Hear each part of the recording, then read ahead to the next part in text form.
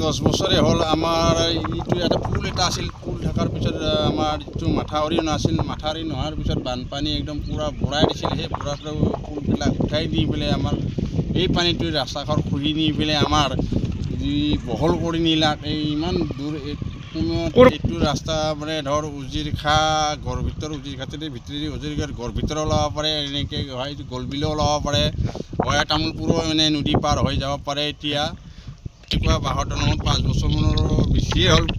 তথাপিতো আমি ৰাইজে আমি ল'ৰা ছোৱালীক শিক্ষা দিয়াৰ কাৰণে ৰাতিপুৱা নিয়াৰ কাৰণে আমি ঘৰে ঘৰে বাঁহ 10ডাল 15ডাল তুলি পেলাই এনেকৈ বছৰে বছৰে আমি ভাল কৰি আছোঁ। তথাপিও এটা খৰালি মাহ হ'ল, ভাঙি গ'ল। এতিয়া এই ভাঙি যোৱাৰ পিছত এতিয়া আমি চাইডেদি ৰাস্তা ওলাই আমি মানুহবিলাকক আমি যাতায়াত কৰিব লগা আছিল।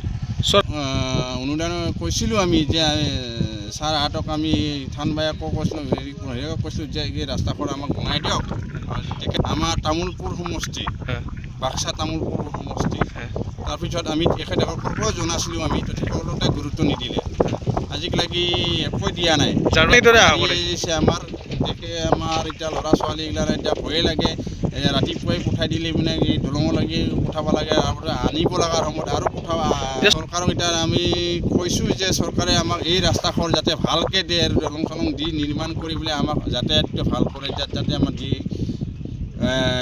বেমাৰী বা হেৰি সুস্থ মানুহগিলাকক গাড়ী বা ৰাতি হ'লেও নিব পৰা কেপাচিটি কৰি দিয়ে, বা ল'ৰা ছোৱালীক স্কুলত যোৱাৰ কাৰণে যাতায়াত কৰা ভাল কৰি দিয়ে। এতিয়া সেইখিনিকে আহ্বান জনাইছোঁ।